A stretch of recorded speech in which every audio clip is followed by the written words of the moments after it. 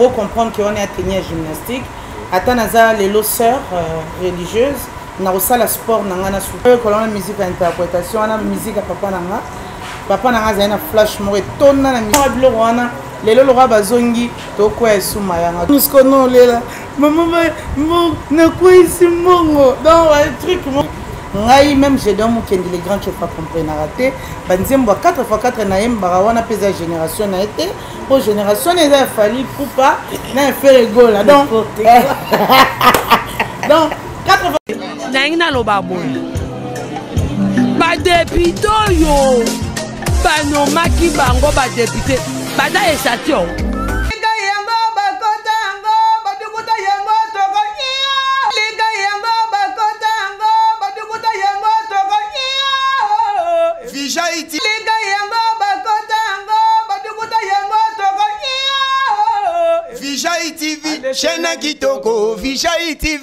Autrement appelé la Tigre, c'est la poste congolaise. Je suis là encore une fois avec vous, mes abonnés. Hein. Ne ratez pas aussi si vous n'êtes pas encore abonné. Abonnez-vous là en bas, ça s'écrit en rouge. Nous sommes là déjà avec notre invité hein, face à la presse avec Capeco, toujours avec le président Junior Mouabou et puis les professionnels des médias. Nous serons là avec notre invité Maria Milagros. Oyo azara toujours pembeni ya Pone Mukendi na groupe ya Sakana Nango tozo yamba lelo bokoyo kandenge na koloba à s'exprimer ayebisa so par rapport ya parcours naé par rapport ya mosala o ya salaka donc na bo santé pour na koloba bon retour au pays balobi nani Achille Basaoula sombre trop balobi déjà ça qui tire mabele pourquoi pas aussi Azizi Lutumba mon grand frère au bon séjour toyoza ana katakine donc toujours nabino babonné na biso restez toujours là hein, bonne continuité de programme tokende tokutana na invité la biso après sa biso ba réponse to sola naé pour boyeba Maria Milagros Azanani et puis na parcours naé na mosani na salaka à suivre. Face à la presse, il y a différentes invités. Yango lelo toza bongona la chanteuse talentueuse lelo to partager par rapport à face à la presse. Par rapport à face à la presse oyo nazapenga mokote nazana Nadia GB la chanteuse oyo to yambeza bongo Maria Milagros. Je crois que tout la musique, la belle musique, le groupe Moro existera na Congo ya Sakana Nango, à faire partie na Katsuana vraiment.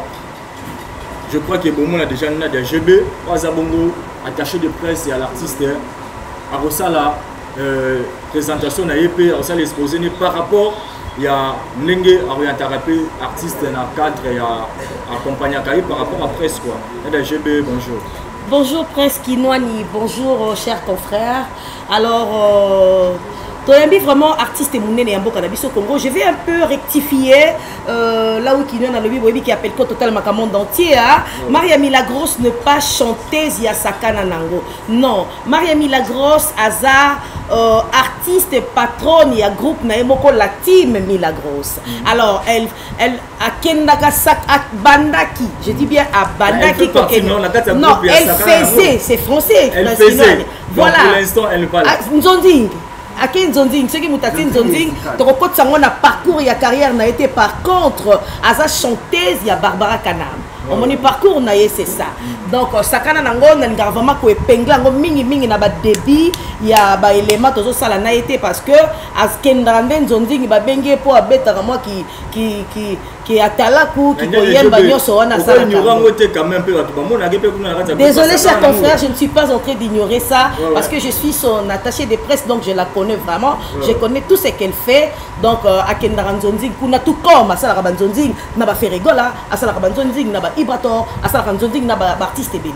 Donc ceux qui tu épinglé Sakana Nango ah c'est qu'il faut tout épingler ba Nzonding nyoso ça la. Or ce n'est pas vraiment important ici. Merci beaucoup. Alors je vais essayer un peu et à pour briefer bino qui est Maria Milagros. Maria Milagros, chanteuse, interprète, compositrice. Elle s'appelle Mariana Bessongo, Milagros pour les intimes. Elle a chanté Honneur à la femme en 2017. L'honneur à la femme, elle a défendu la femme, elle a l'habitude de défendre la femme. Jusqu'aujourd'hui, elle défend l'honneur de la femme. En 2019, à Sali, générique moko longwa na simanaye et beta na Kinshasa batutu babina yango. Longwa na simanaye, Maria Milagros a valorisé la femme parce que batebele à Salaki, je ne sais pas pourquoi. Et Salaki, na époque, on a ceux qui m'ont dit à mon nez nazoleka, batunyo surtout basolo bakaka. Moi, je suis à derrière, moi, je suis à derrière. Comme Dieu l'a béni aussi à Zapé dans mon forme. Alors, elle s'est dit, pourquoi ne pas valoriser moi, si à mon nez, moi, si à mon nez naza, moi, si à Sony, Tenza, Meda, Pesibison, Zotoana, Yango Salaki, single, wana, Longwana Simanaye, en tout cas, et Cartona qui vraiment à Kinshasa, et Beta qui batunyo surtout, Bayo Kakiango. Kakana, même 2019, wana, elle a chanté Kin Bopeto.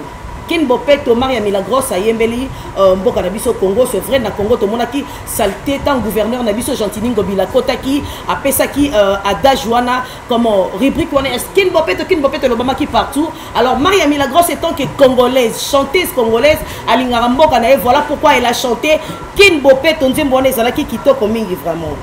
En 2020, Maria Milagros a sali générique Moko Ayembana Eclipse Mososo, intervenant na Kati Béton. Béton, ok, béton.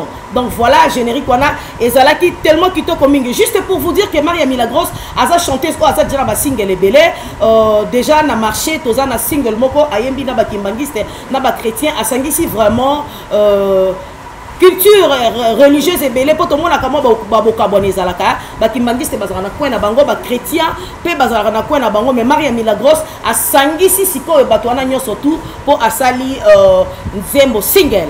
Bientôt, album à Maria Milagros et Kozala marché. Calamité, Tokoyo Kamo, presque non.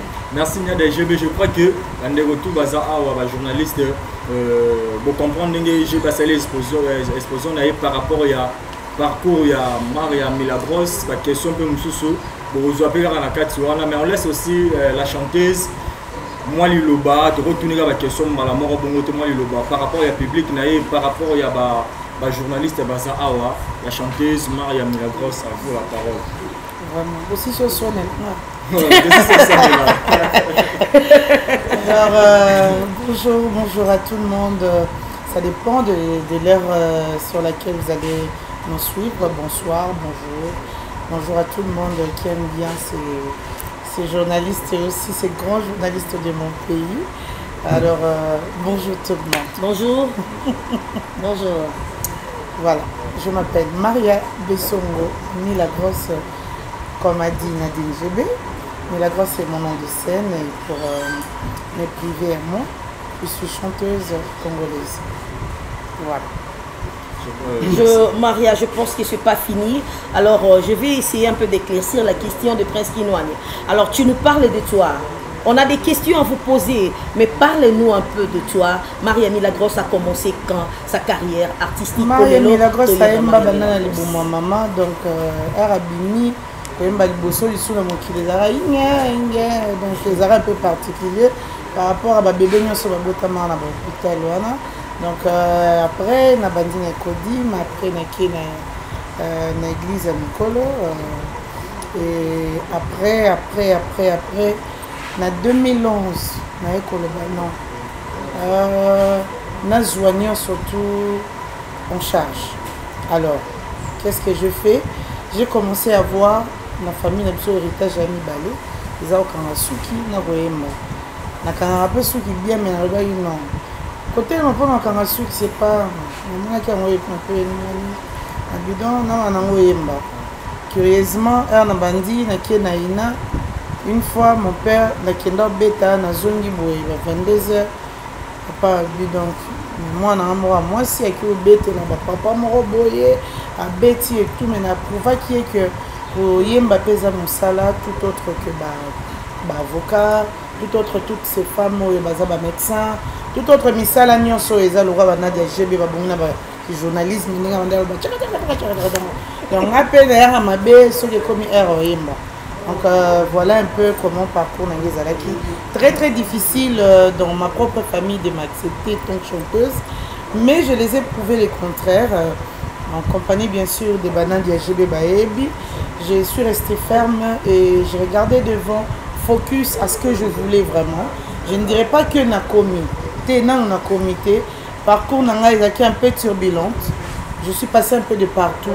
La musique, bien sûr. Pas de partout dans le je suis passé un peu de partout dans la musique. Dans la grande scène, en tout cas dans le Congo. Et le reban s'est sauf. Tout le monde contredire ngate wana de GB.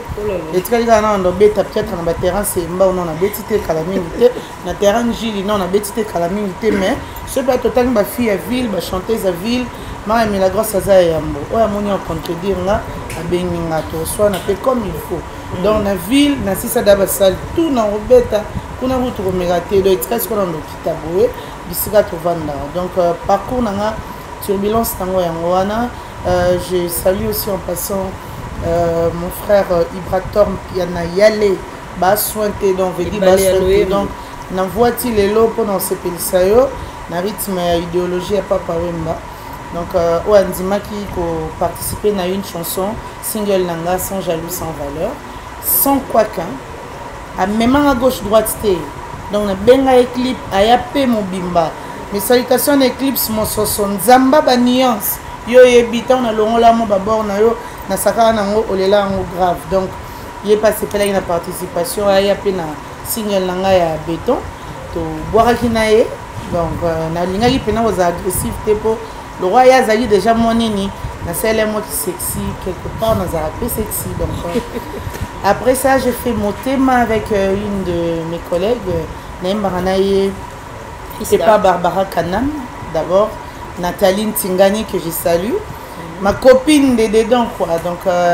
avec elle, je l'avais appelée, elle était disponible pour le studio malheureusement. Paix à son âme notre grand frère parce qu'elle avait perdu son frère, oui. Moyen de participer à un clip et à la guitare. Alors j'ai encore fait Forever avec mon grand pote des dedans des Kala. Donc il y a Bandara Ville avant là. Il y a déjà Silisa qui moi 4 à terrain ville. To clore ensemble comme on est plus que Bakana donc yende tout ça qui naie forever je vois qui rôle il y a Nazaki femme dessus on a une minute qui est dans clip donc les aïe canon bisou bye donc après on a non loin Simane des jeux détaillés qui si vous avez un nom de détail va devoir c'est un télé dans un bon thème pour créer scandale tu as moi makasi donc loin Simane zaki juste pour na biso tolata suba kolante solati atelo mo mukuse boye bando belela yo or kolata tenu mususu toza droit aux relax donc o lata na yo nyonso lingi aux droit mais biso batemenya na parlement toza droit te bagi pona ba quoi de le roi befe férouse donc et on a aussi lisango en compagnie bien sûr tout wana nyonso na Vincent Kunda mon grand manager que je salue to banana et depuis ti lelo c'est pour vous dire qu'elles a rancunière Nadine GB, d'abord que déjà. Dans le bail d'année bandé en compagnie Nadine GB. C'est la polémique de sa caméra.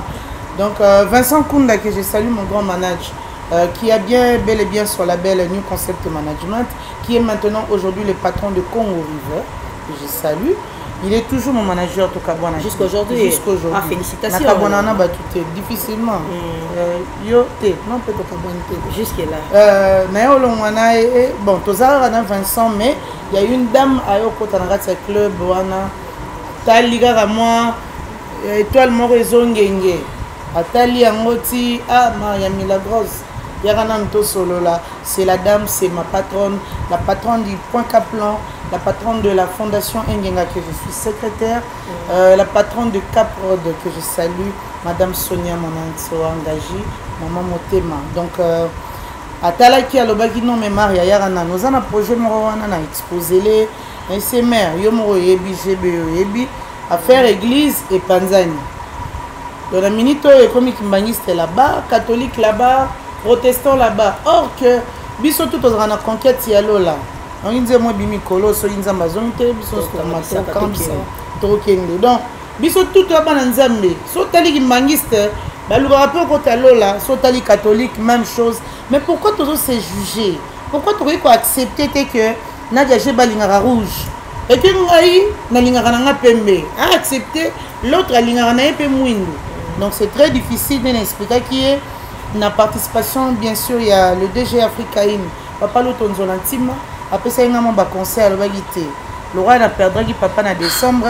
Nadia GB bansitaki nga po anyo yembeli papa te nabaki te no banda wapi mamboleke belé na sai na papa na nga mais moyena embele za te po ebando zandire na bombi matanga po na nga. C'est alors que na royema nzembo nzambe pour na rendre hommage. Maël est tellement qui na bongo tala hommage à modèle à Bourg. Nous sommes tous enfants de Dieu. Na kati masolo. Je crois que merci beaucoup déjà. Toi tu as quand même bravo hein. Exposant aux activités comme passé. Merci Nada GB pour l'accompagnement. Je crois que les retours à journalistes va comprendre parcours. Il y a invité la biso. La question peut déjà au retour là. Maintenant, on a question. Après moi j'ai aussi une question. Ah oui. Merci. Maria Milagros. Félicitations d'abord par rapport à parcours on a eu tout le monde les a costaud quand on a eu ça scandale quand on a parcours on a eu ça la question moi il y a curiosité par rapport à Maria Milagros tout le monde a le pété dans mon sapi tout le monde a le pété dans mon sapi tu es bien que la chanteuse vraiment balade est-ce qu'il y a des fantaisie tu es vraiment marié officiel ils en or sur les caméras zoomant à mon les appels à mon nez donc les en or, la fantaisie, mon essaie peu d'attrace. Donc, moi, je la grosse femme mariée, ils ont bon batté. La benda yanga te vedu, yara non, yara to vanda vedu, ndenge zalara. Mais mon bal peut non, on aura qu'un aïe.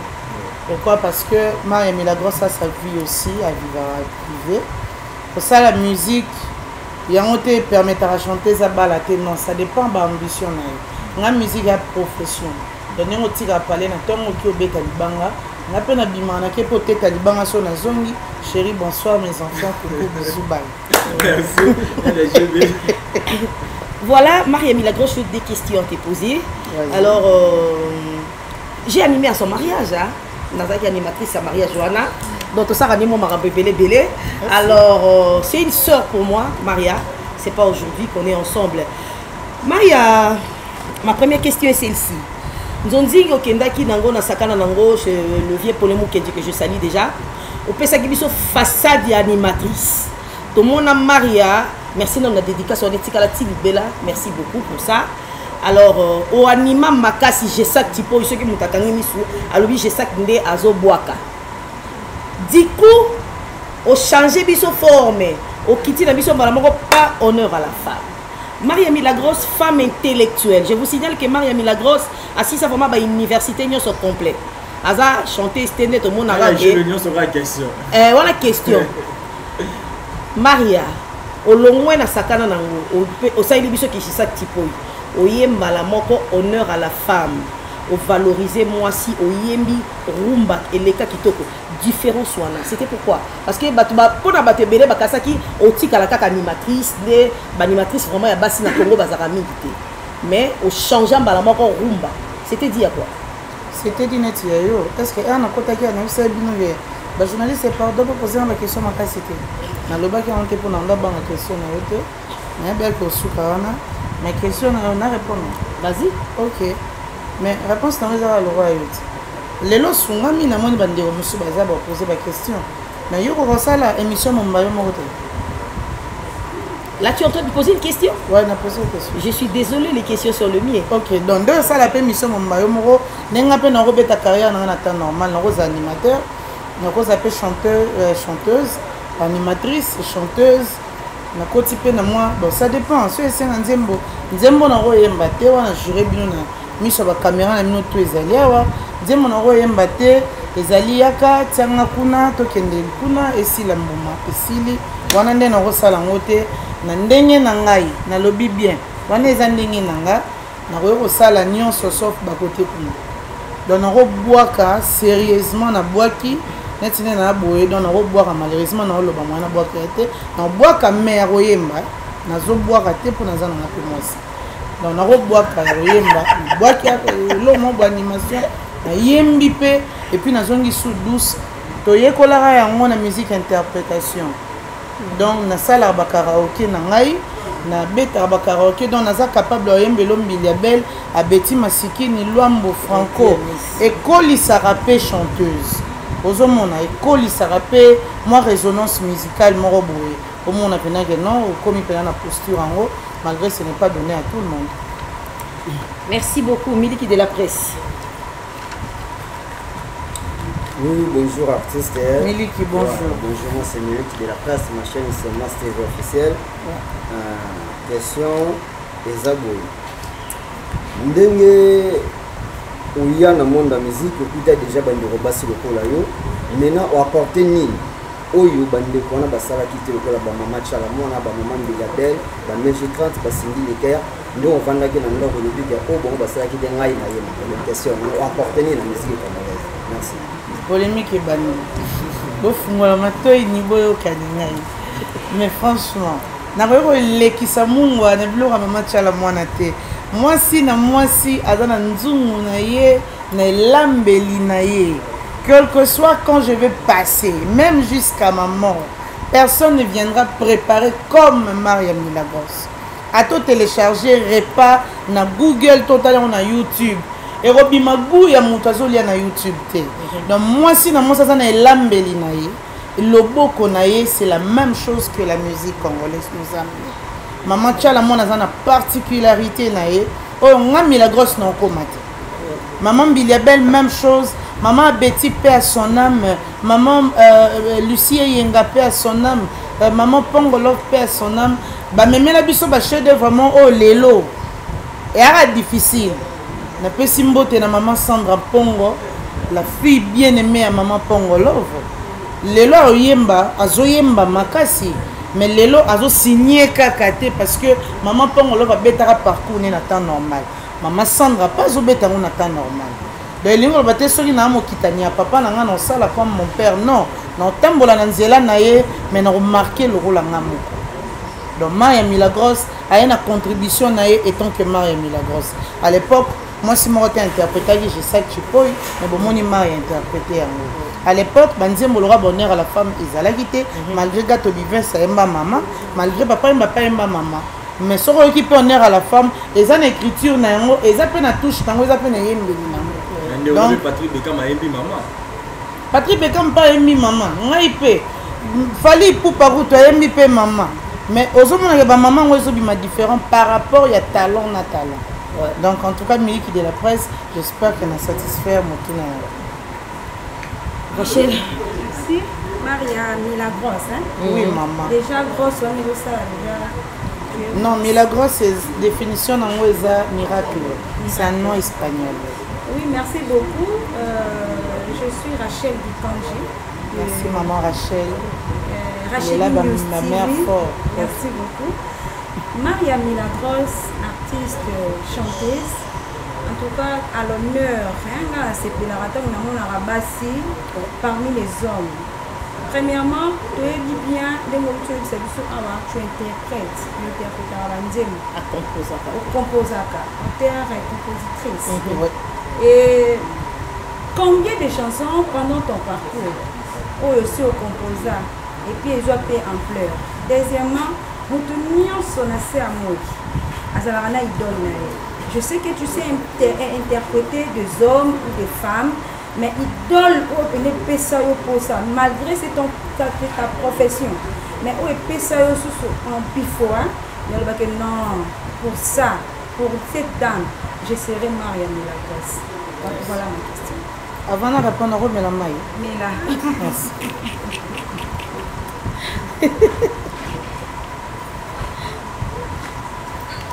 L'eau, c'est la vie. Question à Liboso. Ceux qui n'ont composé combien de chansons, c'est ça? N'a composé déjà dans parcours Nangaï. Si on a compté bien, Rose a plus de 63.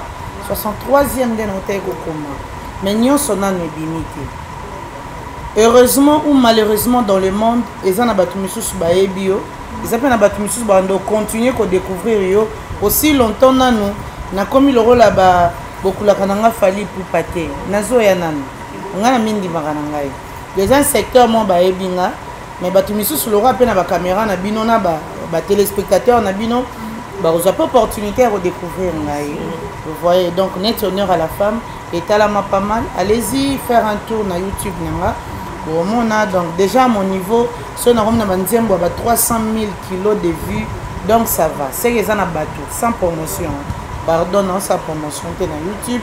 bato pena nde baolanda so na bimisi bato oka babefe feruzi na nsima na yaza so na bato 150 atiaka yango aposta bato oka banadia gb mange banzembo mosusu aposta te po azalaka na kanda na ngai mais banzembo mosusu veut dire apostaki na ye mais deuxième question ya mama ezalaki ngambo ya modèle na nga modèle na nga eza na bebe abotami lelo soki aleli kaka eleleli azolela kaka ya bien nazwi yango kaka komi mama idole na nga c'est-à-dire mutu tout oyo abetaka musique ne bien nalelaki grave natikalaka focus pas sur une personne parce que mutu aza na mabe na ye aza mpe na malamu na ye mutu atelemaka na imperfection azalaka te na perfection azalaka te donc mutu azalaka na baimperfection na baperfection na ye soki nakomi na idole lelo même ata asali eloko ya mabe edéforme nga directement vu que nalingaki mingi et contaminé nga directement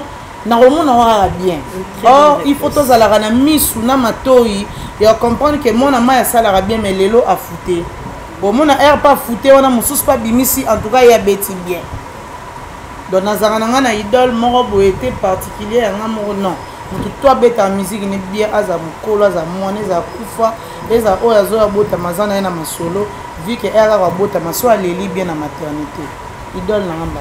Est-ce que je vais bravo, ça c'est une très bonne réponse.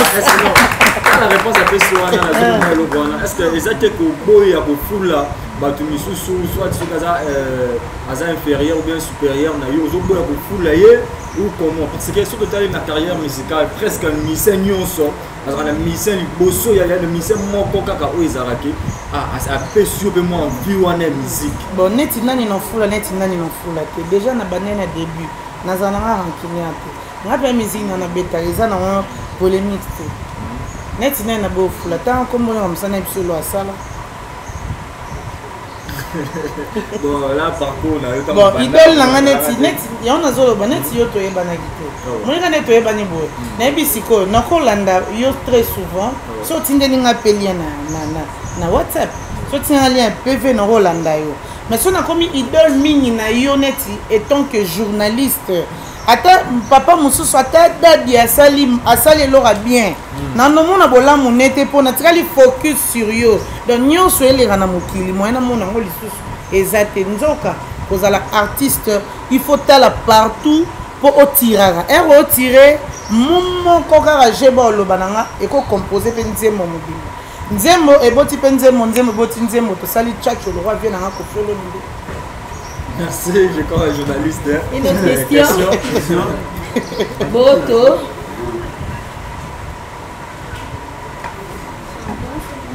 Bonjour. Je m'appelle Natacha Boto, chaîne Positive officielle. En question de mes abonnés.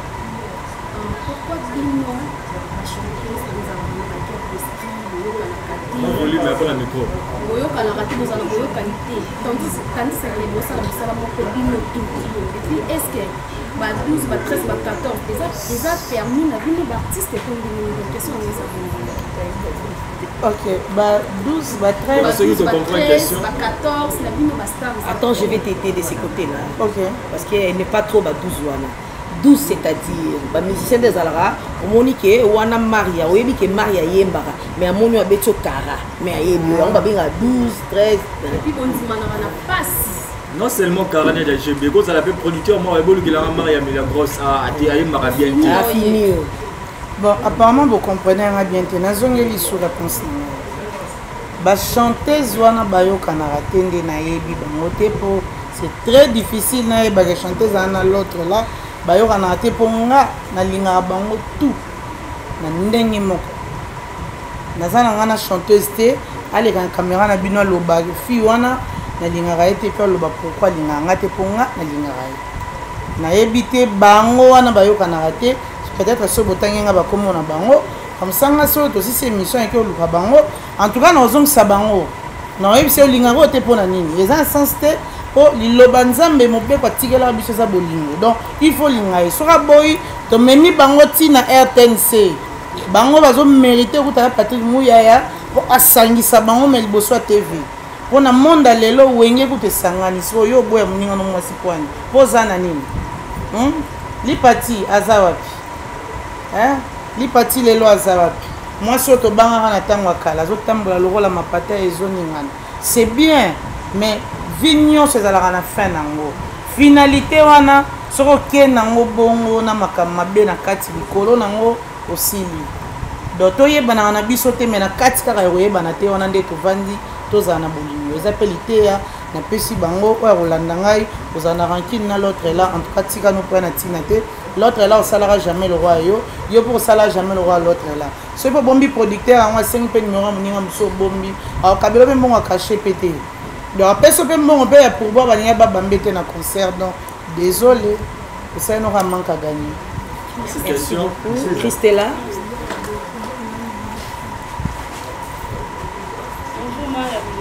Christella, bonjour maman. Bonjour Christella et toi de la part de Christella de la Martizi. Maria Milagrosse, on a une nzembo makasi donc baconseil mpo opesi wana baconseil esalinga vraiment babien. Maria Milagrosse obimwa kala est-ce que earrivera ke oconseil opeta bafeaturing na bato oyo babima kala nti na même bilabele na matala mwana mpo epesa yo mwa gaz. Et puis, on a exposé à Bari que l'ingaming va salité, musique, côté moi, salité na case de bois comme on a bien mais que ça nous est moi de l'ongwa na simba ya maman. L'ongwa na simba na ye. L'ongwa na simba na ye. Simba mo ya nenge nini ya ils ont encore au côté na salité. Et puis par rapport à ba jeune talent ya basi oyo bazo bimanikolo oyo moi conseil moi ni par rapport à carrière musicale. OK.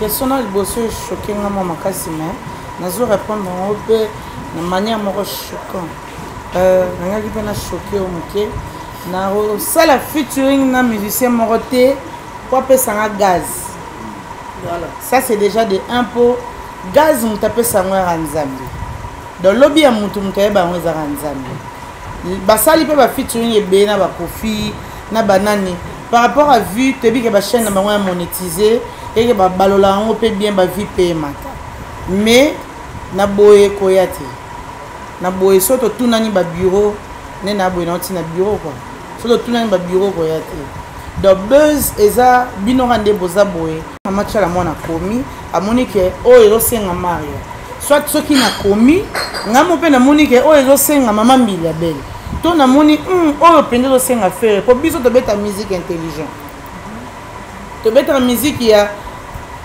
fulanga Nadine lukelanga pena ferre Nicolo ferra na gaz fulanga côté so to beta musique a fulanga te so to beta musique ya intelligence donc otali penza écriture ezo simba na inosbi écriture ya simba na rebo écriture bolingaka na tanga ba kompo mona ke to na bango rankine te donc vous sepel déjà na temps donc tant déjà buzz eza nango na tina te nzambe ne mtatombola.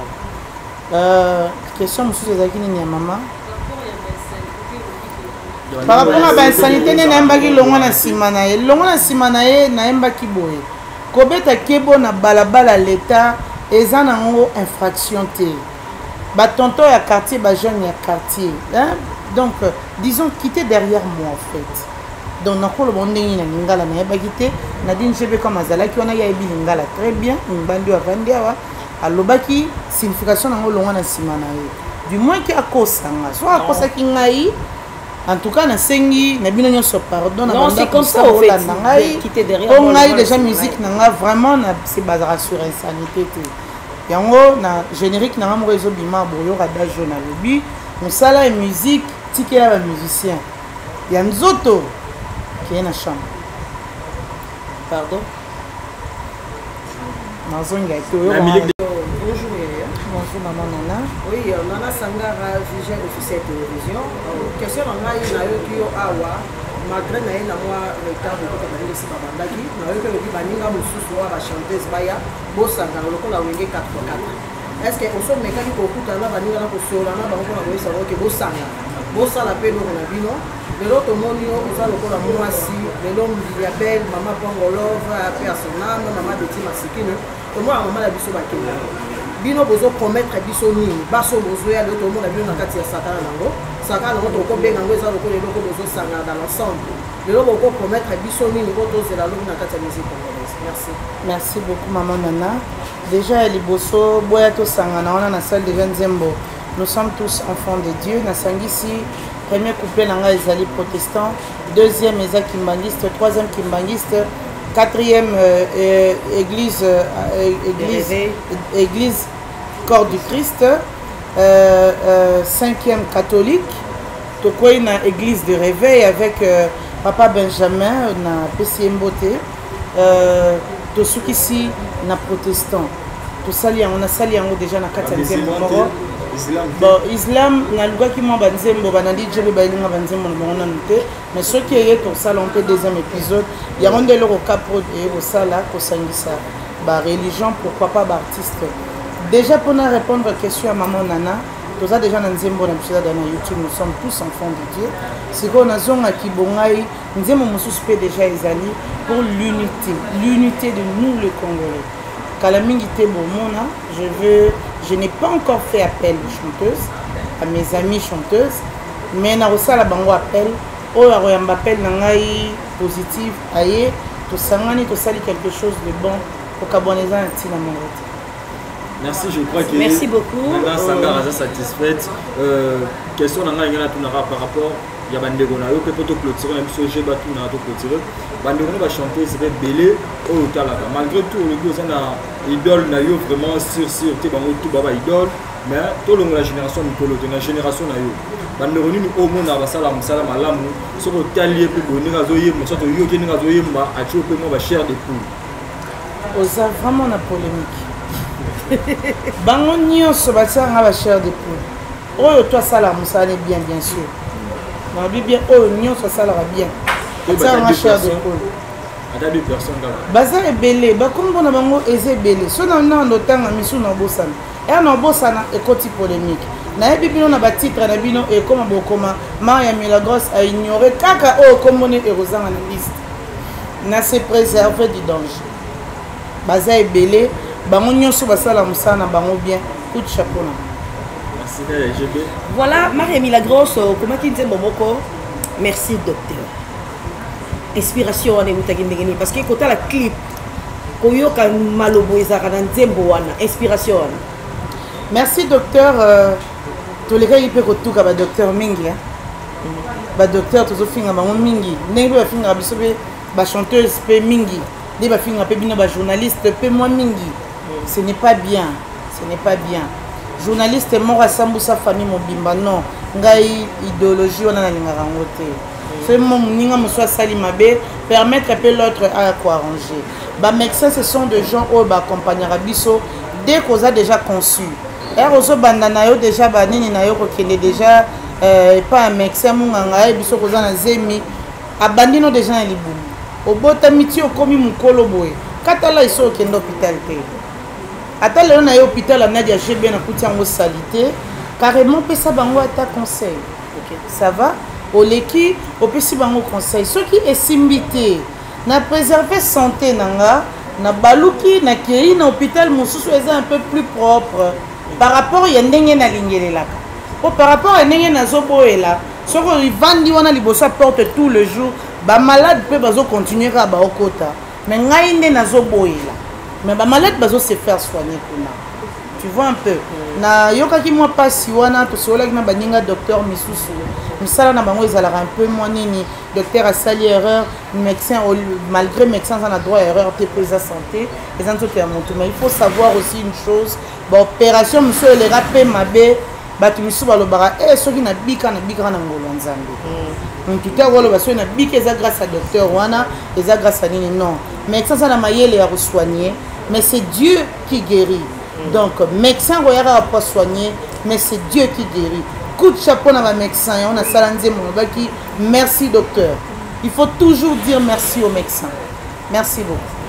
Voilà Oui, voilà, chers abonnés, nous sommes pratiquement à la fin de notre émission parce que Naïb Seno déjà au début, nous sommes là avec Maria Milagros toyambaki awa pona kosola na ye boye ba parcours na ye wana bino surtout bosibo yebi ndenge ni na solo na biso na kati ya micro ya Vija officiel télévision na émission na bino Yebela Vision. Nous sommes pratiquement à la fin. Je dis un grand merci à Montréal réalisateur patron ou toujours à Kawana toujours pour le ressent mon salabo mon amosaïs akitoko réalisateur patron Gimboma. Donc tout comme déjà na Souka ba gros bisous na moi si mo kwa mkuse alinga trop kolata ba talon Nadia GB et puis na moni bo topé azawana la pesi bango nyonso mbote na bandeko nyonso tozaka na bango pour le ressent mon salabo sepela mon sala 4 mois. Je vous dis bye bye, on se retrouve prochainement. Ciao.